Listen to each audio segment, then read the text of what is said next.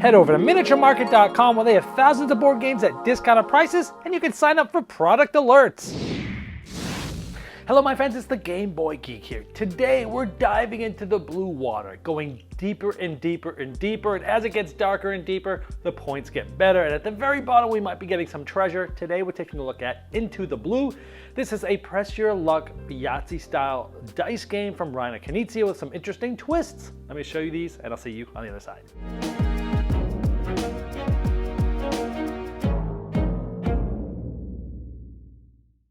And Into the Blue, the game comes with these nice chunky blue dice that range from 1 to treasure. This is essentially a 6, but it's a treasure. And each player is going to get a whole handful of these shells of different colors. This is a 5 up to a 5-player game. These nice shells are really nice as well. Here's the board of the game, and there's different sections from 1 to 5, going from top all the way to the bottom.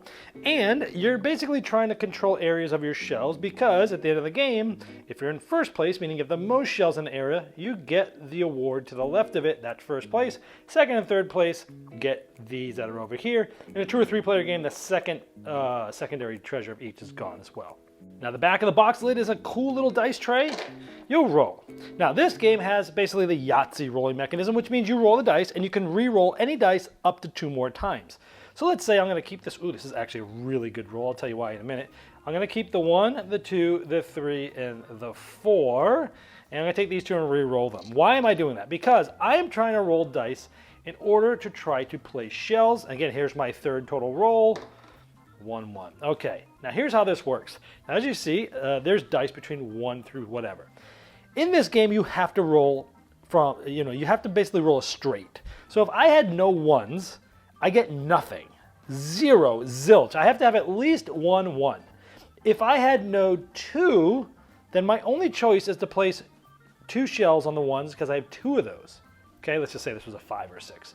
Okay? But here I have 2 1s, a 2, a 3, and 2 4s. This gives me a lot of options. I can place 2 shells on the number 1 on the board, or 1 shell on 2, or 1 shell on 3, or 2 shells on 4 because there's 2 dice. But again, if this was gone, then I could at most do 2 shells on 1 or 1 shell on 2. You can't, as soon as you break the straight, you can only get something less than that. Oh, by the way, I almost went for this. I didn't want to do it at the time because it's hard to do and I wasn't sure if I was going to get it. But if I did something like this and I got the treasure, if you get a full straight, that's when you get the extra special treasure at the bottom of the board. And you would randomly take one of these and you would get between 5 and 8 points. It will tell you on the back. So let's say after my rolling, I took 2 2s, okay? I'll put my shells here, I'll pass the dice to the next player. It's their turn. So let's say they go and they get 2 1s and they kind of go like this. Next player goes, let's say they get 2 2s. They're going to go like this as well. Now, them and I are tied for this. And then let's say the next player goes down there and they're getting 1 3, for example. They'll go here. And you're fighting for this.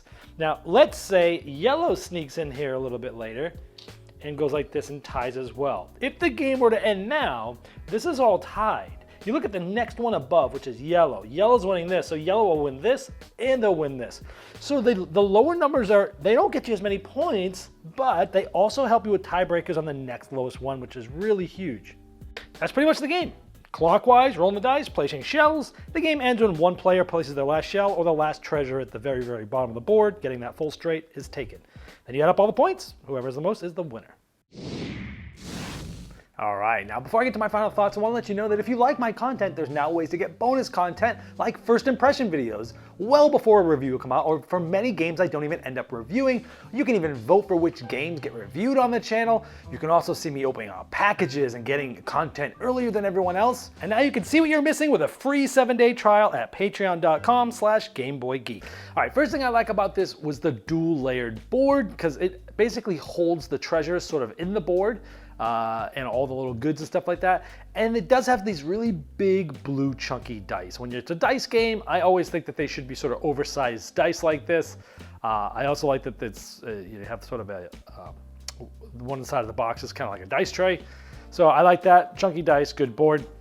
This has a familiar Yahtzee style rolling, but it definitely has a twist. And that twist is that when you're doing your push your luck, you need to have straights, starting from 1 and going up.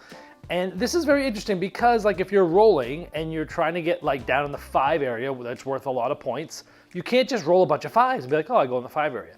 You've got to roll a 1, 2, 3, 4, and a 5, and then you can select a 5.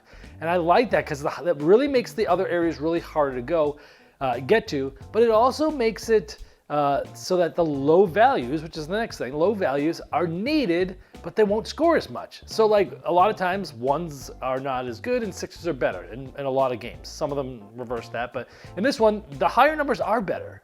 Like they help you score more, but you can't do them without the low dice. And that one little twist is so simple and so easy, but it really is what makes the game because those low values are needed. You need those to get there. And I like that you're, depending on however many dice you roll, that's how many you can play. So if you have like 1, 2, 3, 3, 4, 5, it's like, okay, do you want to put 2 on the 3s or you want to put 1 on the 5, right? It's pretty interesting. And I like that even though the lower spots score less, that they are also spots that are tiebreakers for the spot just below it. So if you're like fighting for a 3, but you have the most 2s, well, if you get to tie on a 3, you'll win the tiebreaker. And that's interesting as well. I also like that you can kind of randomly try to go for the treasure chest draws. But I gotta tell you, for a quick sort of 20-ish minute rolling game, there's definitely luck involved. This is a press your luck dice game, right? You're gonna have some bad beats, you're gonna have some good things happen. But again, that making yourself get those 1s and the 2s, get those straights going to allow you to get to the bigger ones, really makes for some interesting decisions a lot. On the negative side of things, the treasure chests, they're a range of values. I believe they're like between 5 and 8. And I've seen 2 games where it has come down to, we basically were tied, and it came down to the treasure chests. And one person grabbed a 5 and one person grabbed an 8, and that was the difference. And if it had been swapped and the other person grabbed the 8 and the other person grabbed the 5, that person would have won. I would have liked to have seen the points here, and again, it's sacrilegious to say that Reiner Knizia's math's off, but I'm sure he did the math. I'm sure it makes sense in his brain. But from an experience standpoint, I would have liked to have seen those values of the treasures be a lot tighter. Maybe just 2 different values. Sure, it's somewhat random. Sure, if you're going to get like a 6 or a 7 or a 7 or an 8, like maybe a 6 or 7 right in between these numbers here. But you don't know exactly what number you're going to get, but you know it's going to be pretty good, right? That way it's not as big of a swing, because I've seen games end on this and it's like, well, you grabbed the lucky treasure and I didn't. And I might go, hey, this is a pressure luck game, that's the way it is. Yeah, but in all the other areas of the game, you have some strategy that you're doing something. Here it's just, I picked this one, you picked that one, you won. Everything else was tied. That doesn't feel that good.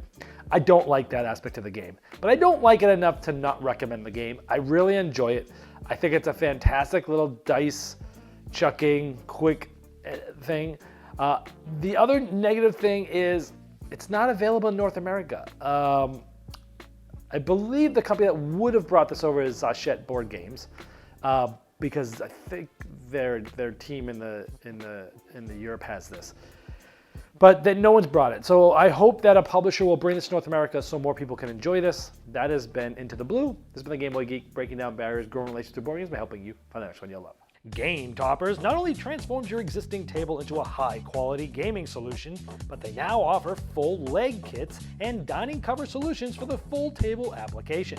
Paired with over 20 styles of thematic game mats in 11 different sizes from notable board game artists like Vincent Dutray, collapsible cup holders, and real cool accessories, experience what thousands of other gamers enjoy by upgrading every game you play with a Game Topper system.